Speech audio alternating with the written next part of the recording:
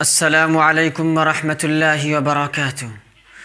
جب سے میں نے عائشہ کی وہ ویڈیو دیکھا تب سے میرا دل بے چین اور مضطرب ہے۔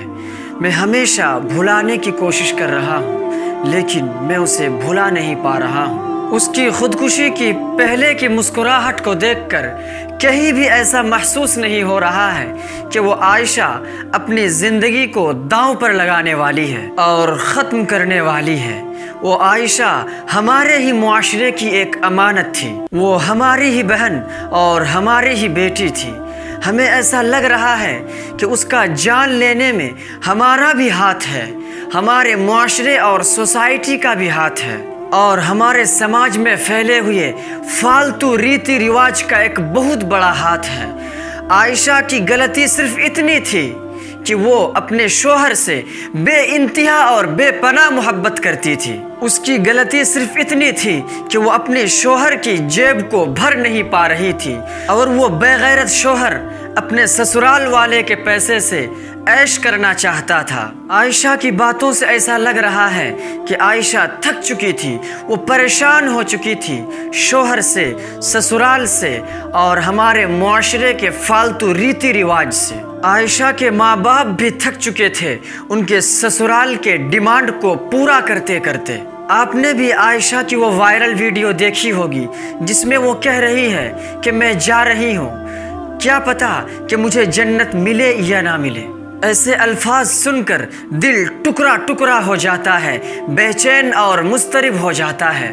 حیرت ہوتی ہے عائشہ کہ تو نے ایک ناقدرہ انسان کے لیے، ایک نالائق انسان کے لیے اپنی زندگی ہی فنا کر دی۔ حالانکہ یہ خودکشی کسی بھی مسئلے کا حل نہیں ہے، کسی بھی پریشانی سے بچنے کا حل نہیں ہے، یہ اللہ رب العزت سے ایک نا امیدی ہے۔ اب میں ایک دوسرے پہلو پر بات کرنے کو چاہ رہا ہوں کہ یہ جہیز ایک لعنتی چیز ہے، یہ ہمارا کلچر اور ہماری تہذیب نہیں ہے۔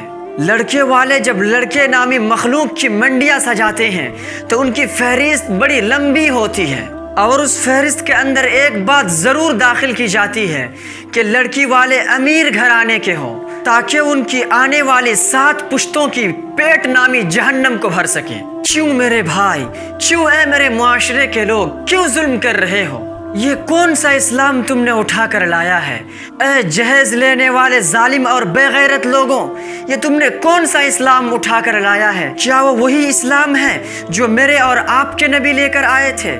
نہیں اور ہرگز نہیں۔ اے سسرال سے جہیز کے مطالبے کرنے والے بے غیرت لوگوں، یاد رکھو اور اس بات کو خوب اچھی طرح یاد رکھو کہ تم سے پوچھا جائے گا اور قیامت کے دن کہا جائے گا وَامْتَازُوا الْيَوْمَ أَيُّهَا الْمُجْرِمُونَ۔ مجرموں کے صف الگ لگانے کو کہے جائیں گے، اس صف میں آپ بھی کھڑے ہوں گے اور میں بھی کھڑا ہوں گا۔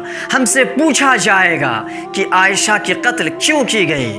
اس دن یہ عائشہ اللہ رب العزت کے سامنے کھڑے ہو کر ہمیں اور آپ کو چیخ چیخ کر پکار پکار کر کہے گی کہ اے میرے رب، یہ ہمارا قاتل، یہ ہمارا معاشرہ تھا اور یہ ہمارے معاشرے کے بگڑے ہوئے لوگ تھے۔ سو ابھی بھی وقت ہے، ابھی بھی مہلت ہے، ہم ساتھ کھڑے ہو کر کندھے سے کندھے ملا کر عائشہ کی مدد کرتے ہیں، ان عائشاؤں کی جو آج مدد مدد کر پکار رہی ہے اور کہہ رہی ہے کہ ہمیں مدد کرو، ہمیں مدد کرو۔ آج ہم انہی عائشاؤں کی مدد کو اتریں گے کندھے سے کندھے ملا کر، اور وہ اس طرح کہ ہم اپنے سماج سے، اپنے معاشرے سے یہ لعنتی چیز جہیز کو اکھاڑ پھینکیں گے۔ اے میرے پیارے نوجوان بھائیوں، میں تم سے مخاطب ہوں، میں تم سے باتیں کر رہا ہوں۔ آؤ نہ ہم وعدہ کرتے ہیں، آؤ نہ ہم ہاتھ پر ہاتھ رکھ کر یہ عہد لیتے ہیں کہ ہم بغیر جہیز کے نکاح کریں گے انشاءاللہ۔